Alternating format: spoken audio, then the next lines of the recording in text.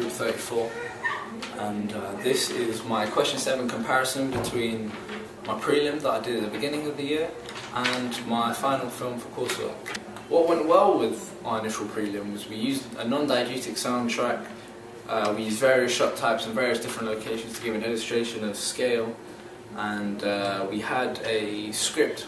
We had a script that illustrated the plot and storyline of the film. But what didn't really go well was the sound really cut abruptly when the soundtrack was on and off, so it was really kind of jarring and difficult to listen to. There was poor continuity between shots because we had a door opening and then like 1 second and then the guy entering the room. Also there was extras in the background, which was kind of annoying to watch because you saw them and you saw the guy standing around just looking around in the background of the thing. That was someone who was in my group that wasn't actually filming at that point in time or in the thing. They were just milling around in the background.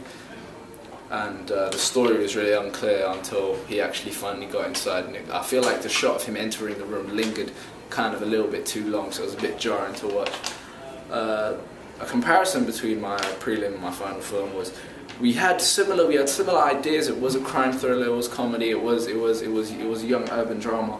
However, we decided to have a strong and clear storyline from the beginning, which we built our script around, as our film's a comedy, our script was done to illustrate the fact that there's humour in the crime elements of what's going on. And this was pretty well received by the audience feedback that we got after the film was screened. Very funny, very captivating. Yeah. I was gripped the second I saw it. And all of that, did you think it was good? I don't think anyone else our age could do as good as a job. Quite funny. I like the whole scene on the walk bit. Yeah. We also decided to mix the sound down instead of just having it, just plopping it stuck there. And we used a more wider range of non-diegetic sounds and sound effects that we found on the internet. For example, the phone ringing was actually non-diegetic sound, the soundtrack was non-diegetic sound, and we actually found the ambient noise of the street and the cars going by was non-diegetic sound that we had stretched and faded in different parts so that you could hear it clearly. However, the conversation was still clear to see, so it didn't just have to cut really abruptly. We developed our mise-en-scène and prop usage with, in the initial shot of